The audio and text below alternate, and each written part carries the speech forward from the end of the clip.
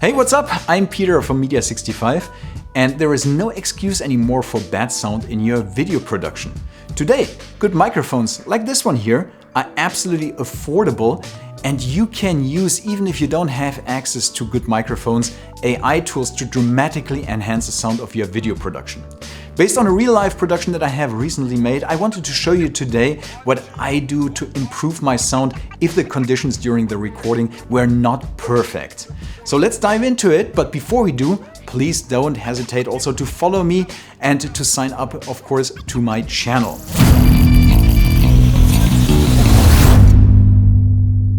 I was recently invited to an event hosted by Silicon Luxembourg, and on site it revealed that their usual videographer, she was on holiday during that time, so I proposed I could step in, improvise a little bit and create a recap movie of the event.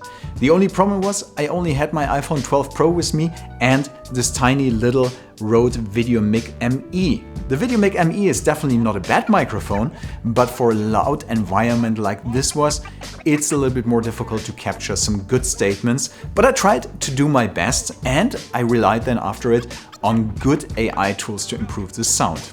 So the first thing to do is, of course, to create a rough cut in Resolve. So I was arranging all the different material, and then we need to improve also the sound, because as you can hear here, the original sound was definitely not good enough to use it. I'm Silicon Luxembourg, and we're here to take much to Silicon Luxembourg for hosting us. The first thing that I always do is to normalize each audio clip. Then I add some compression and I add some EQing to make the sound as good as possible right inside Resolve. And the result? Well, it's not bad, but it's definitely far away from being very good. Us to know people, to have great lively conversation. You could keep on working in Resolve now to improve the sound further, but for this you would need to have special plugins like DX Revive. In this case, I'm going to focus on free tools or tools which are affordable, but for this we of course need to export the audio and use it in an external software solution. So just mute all the tracks that you don't need in Resolve, because we want to have a file, an audio file, which is as clear as possible for further treatments. Adobe has created a very interesting tool for podcasts with an AI-based engine to improve the sound. Let's see what kind of magic Adobe can work on our audio file. So I'm uploading the audio file here.